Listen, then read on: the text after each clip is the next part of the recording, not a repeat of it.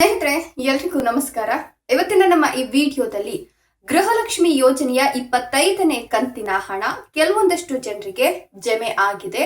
ಈ ಒಂದು ಹಣದ ಅಪ್ಡೇಟ್ ಇವತ್ ಆಗಿರ್ತಕ್ಕಂಥದ್ದು.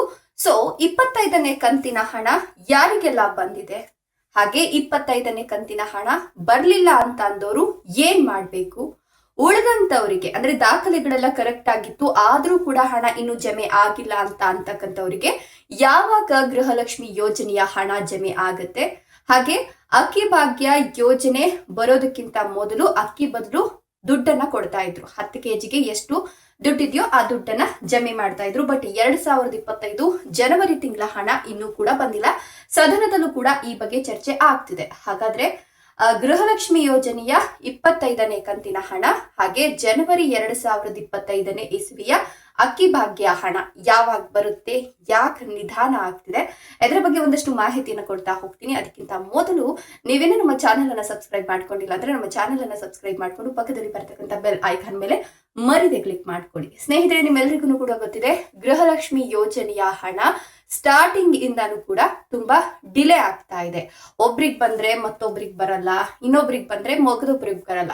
ಒಬ್ರು ಬಂದಿದೆ ಅಂತಾರೆ, ಇನ್ನೊಬ್ರು ಬಂದಿಲ್ಲ ಅಂತ ಹೇಳ್ತಾರೆ. ಸೊ ಅರ್ಥ ಮಾಡ್ಕೊಳ್ಳೋದೆ ಕಷ್ಟ ಆಗ್ತಿದೆ.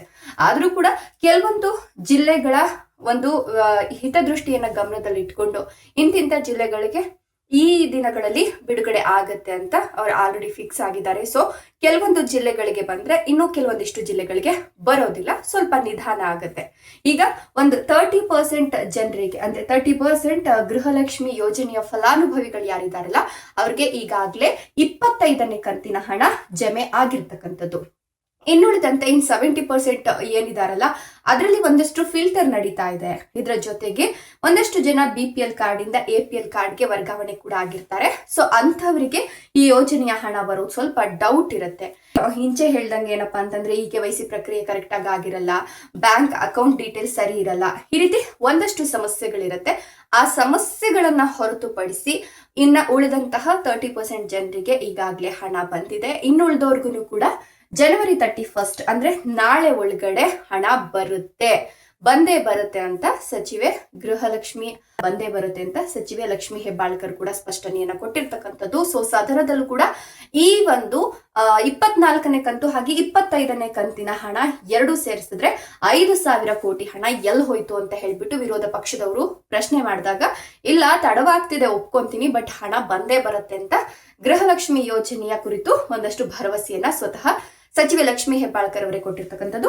ಇನ್ನು ಈ ಒಂದು ವಿಚಾರನ ಹೊರತುಪಡಿಸಿದ್ರೆ ಅಕ್ಕಿ ಭಾಗ್ಯ ಯೋಜನೆಯಡಿ ಬರ್ತಕ್ಕಂಥ ದುಡ್ಡು ಕೂಡ ಅದು ಈಗ ಆಲ್ರೆಡಿ ಈ ಜನವರಿ 2026 ನಡೀತಾ ಇದೆ. ಹೀಗಿರುವಾಗ ಇನ್ನೂ ಕೂಡ 2025ನೇ ಇಸ್ವಿಯ ಹಣ ಬಂದಿಲ್ಲ ಅಂತ ಅದು ಕೂಡ ಸದನದಲ್ಲಿ ಚರ್ಚೆ ಆಯ್ತು. ಸೊ ಈ ಎರಡಕ್ಕೂ ಕೂಡ ಕ್ಲಾರಿಟಿ ಕೊಟ್ಟಿದ್ದು ಆದಷ್ಟು ಬೇಗ ತಲುಪಿಸ್ತಕ್ಕಂಥ ಕೆಲಸವನ್ನ ಮಾಡ್ತೀವಿ ಅಂತ ಹೇಳ್ಬಿಟ್ಟು ಆಡಳಿತ ಪಕ್ಷದವ್ರು ಹೇಳ್ತಾ ಇದ್ದಾರೆ. ಬಟ್ ಅದು ಎಷ್ಟು ಮಟ್ಟಿಗೆ ಸತ್ಯ ಆಗುತ್ತೋ ಇಲ್ಲೋ ಗೊತ್ತಿಲ್ಲ. ಬಟ್ ಗೃಹಲಕ್ಷ್ಮಿ ಯೋಜನೆಯ ಹಣ ಜನವರಿ 31 ಒಳಗಡೆ ಎಲ್ರಿಗೂ ಕೂಡ ಕ್ಲಿಯರ್ ಆಗುತ್ತೆ ಅಂತ ಹೇಳ್ತಾ ಇದ್ದಾರೆ. ಕಾದ್ ನೋಡೋಣ. ನಿಮ್ಗೂ ಕೂಡ ಗೃಹಲಕ್ಷ್ಮಿ ಯೋಜನೆಯ ಹಣ ಬಂದಿದ್ಯಾ? ಯಾವ ಕಂತಿನ ಹಣ ಬಂತು, ಎಷ್ಟು ಕಂತಿನ ಹಣ ಬಂತು? ಕಮೆಂಟ್ ಬಾಕ್ಸ್ ನಲ್ಲಿ ಕಮೆಂಟ್ ಮಾಡೋದನ್ನ ಮರಿಬೇಡಿ. ಹಾಗೆ ವಿಡಿಯೋ ಇಷ್ಟ ಆದ್ರೆ ಲೈಕ್ ಕೊಟ್ಟು ಶೇರ್ ಮಾಡಿ. ತಪ್ಪದೆ ನಮ್ಮ ಚಾನೆಲ್ ಅನ್ನ ಸಬ್ಸ್ಕ್ರೈಬ್ ಮಾಡ್ಕೊಳ್ಳಿ. Thank you.